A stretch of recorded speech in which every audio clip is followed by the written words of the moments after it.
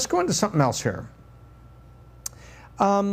We were talking about banking, and in the intro when we opened up here, we talked a little bit about the fact that on Friday there was not a bank that had fallen down and burst into flames. That's pretty good. So if we finally had a week like that. But there was something else went up.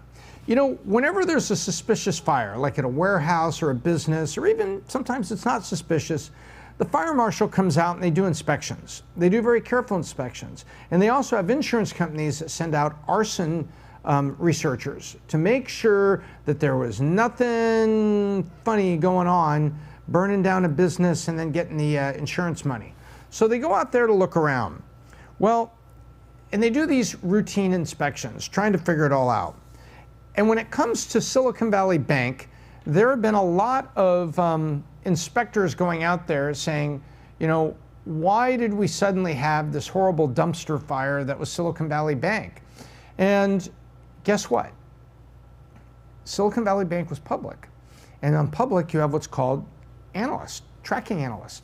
And sometimes you have 2, so if you're bigger companies, sometimes you have 11 or more. It turns out there was one analyst that was out there that had Silicon Valley Bank on a do not buy, on a sell rating. And that lonely, brave bear, you know, bulls, they think it's going up, bears, they think it's going down. The brave bear was at Morgan Stanley's, Manan Gosalia, and he went with the sell rating back in December for SVB Financial Group, which was the parent company of Silicon Valley Bank. You know, that took guts, but he was correct.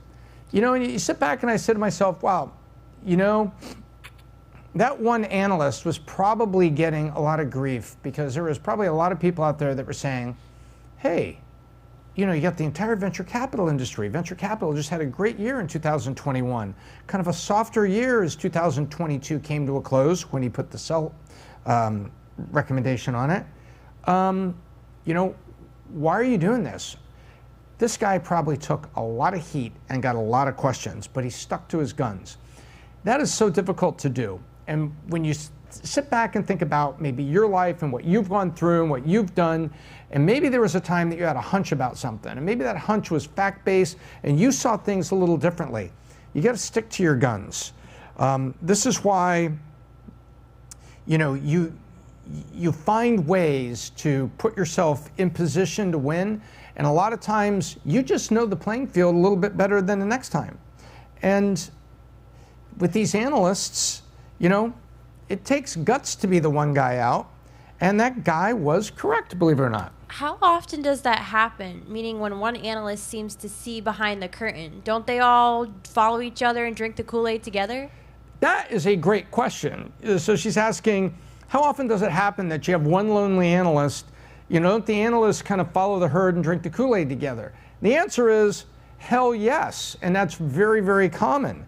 And this underlines the difficulty for the retail investors. Retail meaning you and me with an account from any of the small independents, from Robinhood to Charles Schwab and Ameritrade and everything in between. Those are retail trading accounts that you would be with.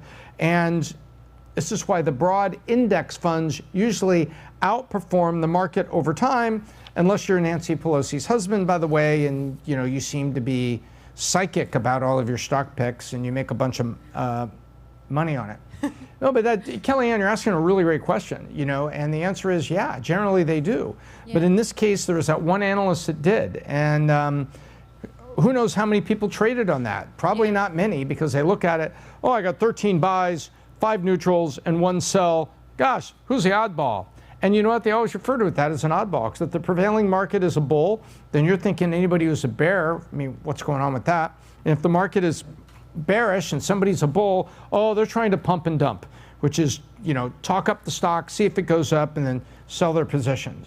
Yeah. But yeah, so I call this the fire marshal visits what's left of Silicon Valley Bank, and we find one analyst that got it right. So, you know, hats off to that analyst. Yeah. And hats off to you if you've stood your ground on the decision for your company and you've gotten a call right, and you put yourself in a better position.